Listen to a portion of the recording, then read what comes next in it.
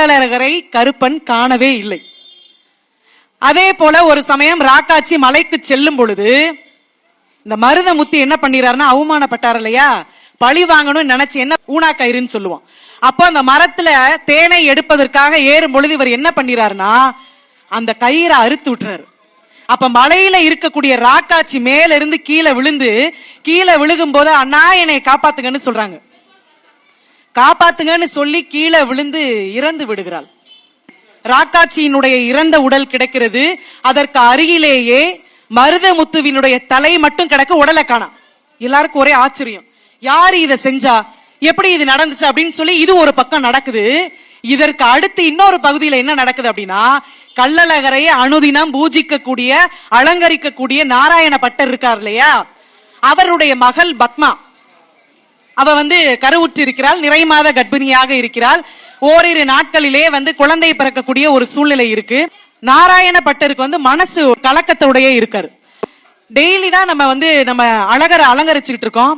ஆனா இப்ப குறிப்பிட்ட சில நாளா அவருடைய முகத்துல கலை இல்லையே, ஒரு சோர்வா இருக்காரு அப்படின்னு சொல்லி அதை அந்த நாராயண பட்டர் உணர்ந்து விட்டார். அத தன்னுடைய மகளான பத்மா கிட்ட போய், நம்மளுடைய கள்ளழகர், நம்மளுடைய பெருமாள் முகம் கலையளந்து இருக்கு அப்படின்னு சொல்லி வருத்தப்படுறாரு. அப்படி வருத்தப்படும் பொழுது, சரிப்பா அதெல்லாம் ஒண்ணும் இல்ல, நீங்க எதுவும் நினைக்காதீங்கன்னு சொல்லி தூங்க போறாங்க.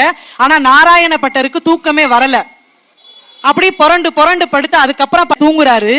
அந்த கனவுல தன்னுடைய மகள் பத்மா வரா, என்ன வார்த்தை சொல்லிட்டு போனா தெரியுமா,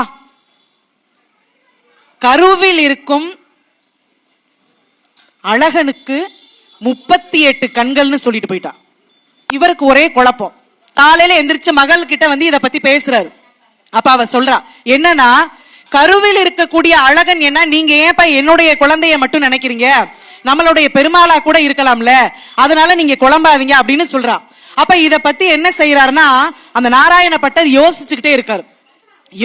யோசிச்சு பெருமாளுடைய முகமும் சரியில்லை, கருவில இருக்கக்கூடிய அழகனுக்கு 38 கண்கள்னு சொல்றாரு, என்னன்னு தெரியலையேன்னு சொல்லி மனசை ஒருநிலைப்படுத்திக்கிட்டு பெருமாள் கிட்ட போய் அவர் என்ன செஞ்சாரு தெரியுமா, எப்போதும் போல தூபம், அதாவது சாம்பிராணி தூபம் போடுவாரு. ஆனா அன்றைய பொழுது சாம்பிராணி தூபம் போடாம மிளகும் படிகாரத்தையும் சேர்த்து பெருமாளுக்கு காட்டுறாரு. அப்படி காட்டும் பொழுது கேரளாவில் இருந்து 18 மாந்திரீகர்கள் என்ன பண்ணிருக்காங்க தெரியுமா, யாரு கண்களுக்கும் படாமல் அழகரினுடைய பெருமாளினுடைய கருவறைக்குள்ளே சென்று தன் கண்களிலே மையை தீட்டிக் கொண்டு யாரு கண்களுக்கும் புலப்படாமல் அங்க ஐக்கியம் ஆயிட்டாங்க. அப்ப இது எப்படியோ தெரிஞ்சிருச்சு. தெரிஞ்ச உடனே இந்த